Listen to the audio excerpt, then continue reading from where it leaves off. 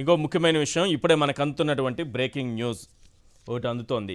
కృష్ణవేణి గారు వైఎస్ఆర్సీపీకి సంబంధించి సోషల్ మీడియా యాక్టివిస్ట్గా ఉంటారు. పాలేటి కృష్ణవేణి కొద్దిసేపటి క్రితమే హైదరాబాద్ ఎల్బీ నగర్ పిఎస్లో హైదరాబాద్ ఎల్బీ నగర్లో ఆమెను అరెస్ట్ చేశారని చెప్తున్నారు. అక్కడ పిఎస్కి తరలించారని చెప్తున్నారు. వాళ్ళ కుటుంబ సభ్యులు ఆందోళన వ్యక్తం చేస్తున్నారు. అసలు ఆమెను ఎవరు ఎక్కడికి తీసుకెళ్లారనేది అర్థం కావటం లేదని. కృష్ణవేణి కుటుంబాన్ని చాలా కాలంగా కూటమి ప్రభుత్వం వేధిస్తూ ఉంది. ఆమె భర్త రాజ్ కుమార్పై కూడా అక్రమ కేసులు పెట్టారు. రామ్నాథ్ గారు అంటే ఏ కేసులో అరెస్ట్ చేశారనేది ఇప్పటి వరకు తెలియదు, కానీ ఆమెను కూడా అరెస్ట్ చేశారు అని మనకి ఇప్పుడు సమాచారం అందుతోంది. మొన్ననే ఏబీవీ గారు ఒక ఛాలెంజ్ చేశారు, డిబేట్ పెడతాను ఈ కోడికత్తి కేసులో కుట్ర ఉంది అనేది, దానిపైన నేను ఎక్కడైనా సరే ఓపెన్ డిబేట్కి సిద్ధమంటే కృష్ణవేణి గారు వెంటనే దానికి అదే పోస్ట్కి రిప్లై ఇస్తూ, మీ సవాలు నేను స్వీకరిస్తున్నాను ఏబీవీ గారు, టైం డేట్ ప్లస్ మీరే చెప్పండి, మీ బ్లడ్లో ఉన్నది ఎర్ర రక్త కణాలు కాదు బాబోరి కుట్రపు పసుపు కణాలని నేను నిరూపిస్తాను. దానితో పాటు పనిలో పనిగా మీ ఇజ్రాయెల్ టూర్ గురించి పెగాసెస్ అంశం గురించి కూడా చర్చిద్దాం. ఎస్ అంటే ఈ కేసులో అరెస్ట్ చేశారని నేను చెప్పడం లేదు, నాకు పూర్తి సమాచారం కూడా ఇప్పటివరకు అందలేదు. కానీ ఏంటివి ఈ సోషల్ మీడియా యాక్టివిస్టుల అరెస్టులు కంటిన్యూ అవుతూనే ఉంటాయి ఇంకా. అంటే మొన్న ఏబీ వెంకటేశ్వరరావు గారు తన ప్రెస్ మీట్ లో విషయం చెప్పారు, నేను ప్రజాస్వామ్యవాదిని, మీరు ఏదైనా నన్ను విమర్శించాలనుకున్నా విమర్శించండి, నా వాట్సాప్ నెంబర్ కూడా ఇస్తానండి. ఇది కూడా ఒక విధంగా ట్రాప్. మన వాళ్ళు ఎవరైనా ఇలా వైసీపీ వాళ్ళు ఎవరైనా ఇట్లా మాట్లాడారనుకో ఆ ట్రాప్ లో పడి మళ్ళీ వాళ్ళ మీద కేసులు పెట్టడం ఇలాంటి చేస్తుంటారు. నాకు తెలిసి ఈమె భర్తను కూడా తెలుగుదేశం పార్టీ అధికారంలోకి వచ్చిన తర్వాత భౌతిక దాడి కూడా చేశారు. ఇంట్లోనే చేశారు దాడి, ఇంటి దగ్గరే అనుకుంటా. ఒకసారి కొట్టి ఏదో కాళ్ళు పట్టించుకున్నారు, అదేనా ఆ ఇన్సిడెంట్ అనుకుంటాను. అదే అలా కూడా చేశారు. ఈమె మీద అయితే చాలా రోజులుగా తెలుగుదేశం పార్టీ వాళ్ళు ఫోకస్డ్ గానే ఉన్నారు.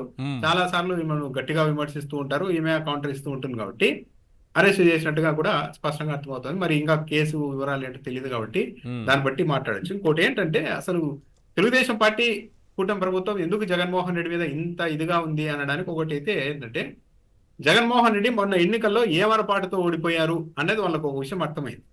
5 ఏళ్ల పాటు మనం ఇష్టానుసారం ప్రచారం చేసిన ప్రతి చిన్న అంశాన్ని పట్టుకొని ఊదద్దంలో చూపెట్టి గవర్నమెంట్ ను కూల్ చేసే స్థాయికి వెళ్ళినా కూడా జగన్మోహన్ రెడ్డి నేను డైరెక్ట్ గా పథకాలు ఇస్తున్నాను, నా వరకు నేను మంచి పాలన అందిస్తున్నాను కాబట్టి ప్రజలు వీటన్నిటికీ ప్రభావితం కారు అని అనుకున్నారేమో, కానీ ఆయన వెళ్ళిపోయారు, ఒక ఏమరపాటులో కొట్టేశారు.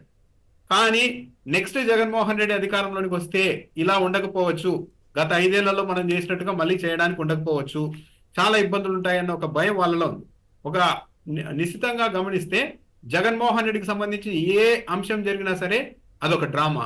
జగన్మోహన్ రెడ్డి చేయించుకున్నారు, కావాలని చేయించుకున్నారు, ఇవన్నీ ఎందుకు ప్రచారం చేస్తూ ఉన్నారు అంటే, మేబీ ఈ మాటన జరగకూడదు చేయకూడదు చేసేసి దాన్ని కూడా ఇలాగే ఏదో డ్రామా చేయబోయారు, ఈసారి వికటించి మొత్తానికి మోసం వచ్చిందని చెప్పి ప్రజల్ని కన్విన్స్ చేయడానికి నమ్మించడానికి ఏమన్నా ప్లాన్ చేస్తూ ఉన్నారా అన్న ఒక అభిప్రాయం కలుగుతుంది.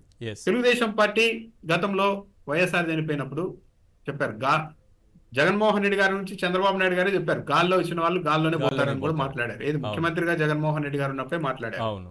వైఎస్ఆర్ ఉద్దేశించి తెలుగుదేశంతో పార్టీతో పెట్టుకొని పీస్ అయిపోయారంటూ రకరకాలుగా ఇంకా చాలా దారుణంగా మాట్లాడారు. వంగవీటి రంగా గారికి ఏమైంది తెలుసు, కన్నా లక్ష్మీనారాయణ గారు ప్రస్తుతం తెలుగుదేశం పార్టీలోనే ఉన్నారు, నన్ను కూడా టచ్ అయిపోయారు, భగవంతుడి దయతో నేను చంద్రబాబు నాయుడు గారి నుంచి తప్పించుకున్నానని ఆయన చెప్పారు. సో ఇలాంటి ట్రాక్ రికార్డులు ఉన్నప్పుడు, ఇలాంటి ఉదంతాలు గతంలో కొన్ని జరిగినప్పుడు జగన్మోహన్ రెడ్డి గారు చాలా జాగ్రత్తగా భద్రంగా ఉండాల్సిన అవసరం ఉంది. వీళ్ళు ఒక ఉద్దేశం, ఇప్పుడు ఏం లేదండి, ఒక నాయకుడు గాని ఎవరన్నా వచ్చినప్పుడు 1000 మంది క్లౌడ్, అది ఏ పార్టీ సొంత పార్టీ వాళ్ళే కావచ్చు, జగన్మోహన్ రెడ్డి వెళ్ళారు ఒక చోట దిగారు, 1000 మంది అక్కడికి జనం వచ్చారు అనుకుందాం, జస్ట్ ఏదో పుకారు ముందర ఏదో జరుగుతోందంట అని ఒక పుకారు సృష్టిస్తే చాలు, వెనక ఉన్న వాళ్ళంతా ఒక్కసారిగా ముందుకెళ్తారు. ఎందుకు సార్ 250 మందిని అన్నారు, అక్కడ ఎవరు లేదనేది అర్థమవుతుంది. విజువల్స్ ఎక్కడ పోలీసులు కనపడలేదు, ఒక 4-5 తప్పిస్తే. ఓహో అయితే ఒక 20 మంది ఉన్నారేమో.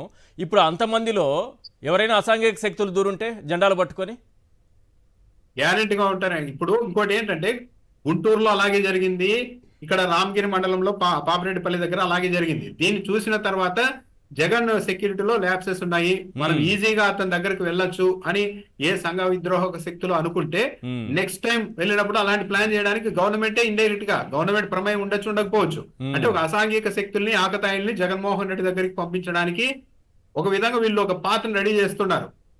ఇది అవును. ఎందుకు మనకి సంబంధం లేకుండా జరిగిపోతే ఏదన్నా జరగని అన్నట్టుగా అనుకుంటున్నారా? ఆ, కాబట్టి చాలా జాగ్రత్తగా ఉండాల్సిన అవసరం అయితే కనపడుతోంది జగన్మోహన్ రెడ్డి గారి విషయంలో.